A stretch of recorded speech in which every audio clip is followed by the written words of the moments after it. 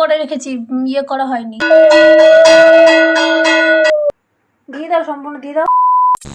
Hello বন্ধুরা, কেমন আছো সবাই? আশা করি খুব ভালো আছো, আর আমরা অনেক ভালো আছি। তো দেখো, সকাল সকাল ঘুম থেকে উঠে নিয়েছি, আর ঘুম থেকে উঠে আমি আগে আমার বেডটাকে ক্লিন করে নিয়েছি। সকাল সকাল যদি নিজের ঘরটাকে পরিষ্কার রাখি তাহলে আমার সবকিছু পরিষ্কার মনে হয়। তো যাই হোক, তোমরা যে আমার এই ঘরটা দেখছো, এটা আর কিছুদিন পরে এরকম দেখতে পাবে না, এর লুকটা অন্যরকম হয়ে যাবে। আমি আমার মনের মতো করে আমার ঘরটাকে নতুন করে সাজিয়ে তুলবো। তো যাই হোক, যখন হবে তখন তো তোমরা দেখতেই পাবে। আর এখানে দেখো, এই সবগুলো তোমাদের দাদাভাই আমাকে এনে দিয়েছে, তো আমি খুব খুশি হয়েছিলাম সেগুলো পেয়ে। আর সকালে জানো তো, তোমাদের দাদাভাই আমাকে এগুলো পরিয়েও দিয়েছিল, তো সেটা আমি শর্ট ভিডিওতে পোস্ট করেছি, তোমরা চাইলে দেখে নিতে পারো। আর মেহেন্দিটা আমি আগের দিন রাত্রে পড়েছিলাম। তোমরা সবাই আশা করি জানো যে মেহেন্দি পড়তে আমি কতটা ভালোবাসি। তো সেরকম এখন পড়া হয় না, তারপরেও আমি রাত জেগে মেহেন্দি পড়েছি। আমার জানো তো, ঘুমাতে ঘুমাতে প্রায় 1টা বেজে গেছিলো। মেহেন্দি পড়া হয়ে গেছিলো আগেই, কিন্তু আমি ঘুমাইনি যতক্ষণ না শুকানো হয়েছিল। দেখো, তোমাদের সাথে গল্প করতে করতে আমার এখানে মহাদেবকে অভিষেক করাও হয়ে গেছে। তো তোমরা সেগুলো ভিডিওতে দেখে নিলে, আমাকে আর বলতে হলো না। তো আমি এখানে ঘি, মধু, দই সবকিছু দিয়ে মহাদেবকে প্রথমে অভিষেক করে নিয়েছি, দেন তারপরে আমি এটাকে সাজিয়ে তুলবো। আজকে জানো তো, পুজো করবো বলে আমি খুব সকালে ঘুম থেকে উঠেছিলাম, কিন্তু তারপরেও আমার পুজো করতে করতে অনেক লেট হয়ে গেছিলো, কারণ আমার কিছুই আনা ছিল না। আমি আগের দিন বরকে বলেছিলাম এনে দিতে, ও বললো আমি সকালবেলা এনে দিব। তো সকালবেলা ওর ঘুমিয়ে উঠতে অনেক দেরি হয়ে গেছিলো, তাই আমাকে ফুলও এনে দিয়েছে অনেক দেরি করে। আর ও যদি আমাকে আগের দিন বলতো যে না আমার দেরি হবে, তাহলে আমি বাবাকেই বলতাম, বাবা আমাকে সকাল সকাল এনে দিয়ে দিত। তো তারপরে আমি বাবাকে ফোন করে বলি যে ফল নিয়ে আসতে, তো বাবা আমাকে সব ফল এনে দেয়। আর তারপরে ও দেরি করে গিয়ে আমাকে সব রকম ফুল এনে দিয়েছিল, তো সেই জন্যই আমার পুজো করতে অনেক দেরি হয়ে গেছিল। আর জানো তো, আমি না ধতুরা ফুল একটাও পাইনি, আর একটাও নাকি ওখানে ছিল না। বরকে বলেছিলাম ধতুরা ফুল বারবার করে নিয়ে আসবা, কিন্তু ও বললো যে না আমি একটাও পাইনি। তো সে কারণে আমি আজকে ধতুরা ফুল ছাড়াই পুজো করলাম। এখানে তো আমাকে সবকিছুই কিনে আনতে হয়, কিন্তু আমার বাবার বাড়ির ওখানে আমাদেরকে কোনো কিছুই কিনতে হয় না। এখানে পান, আমের শাখা সবকিছুই কিনে নিয়ে আসতে হয়। আমাদের ওখানে পানটাও কিনে নিতে হয়, কিন্তু আমের শাখা, কলা এগুলো আমাদেরকে কিনতে হয় না। কিন্তু এখানে সব কিছু কিনতে হয়, যেমন ধতুরা ফুল, ধতুরা ফুলের কাঁটা, আকন্দ ফুল সবকিছু কিনে নিতে হয়, কিন্তু আমাদের ওখানে এগুলো কিনতে হয় না, আমরা গাছ থেকেই পেরে নিয়ে আসতাম। দেখো, তোমরা তো ভিডিওতে সব দেখেই নিলে, আমাকে আর কিছু বলতে হলো না। আর আমি কথা বলতে বলতে অনেকটা এগিয়ে গেছি। তো যাই হোক, এখন আমি মহাদেবকে এখানে সাজিয়ে দিচ্ছি ভালো করে। আর আমার জানো তো, মহাদেবকে যে পাত্রটায় রেখেছি সেটা অনেকটা ছোট, সেখানে ফল আটবে না বলে আমি আবার একটা পরাত নিয়েছি, সেখানে আমি ফলগুলো রাখবো। আর দেখো, এখানে না যে ফুলগুলো দিয়েছে সেগুলো আমার শাশুড়ি মা সাজিয়ে দিয়েছে, বেশ ভালো লাগছে ফুলগুলো দেখতে। তো দেখো, আমি এখন এক এক করে বাবা মহাদেবের মাথায় ফলগুলো ঠেকিয়ে নিয়ে আমি এই পরাতের মধ্যে রেখে দিই। অল্প ফুল দিয়ে জায়গাটা ভালো লাগছে না, তাই আমি একটু বেশি করে ফুল দিয়ে জায়গাটাকে ভালো করে সাজিয়ে দিব। আর আজকে জানো তো, আমি বাবাকে 3 রকমের ফল দিয়েছি, আমি 5 রকমের ফল পাইনি। দোষটা আমারই ছিল, আমি শুধু বাবাকে বলেছিলাম ফল আনতে, আমি বলিনি যে 5 রকম ফল আনতে হবে, না হলে বাবা 5 রকমই ফল আমাকে এনে দিত। তাই আজকে আমি বাবা মহাদেবকে 3 রকম ফল দিয়েছি। এর পরের দিন আমি চেষ্টা করবো বাবাকে 5 রকম ফল দেওয়ার।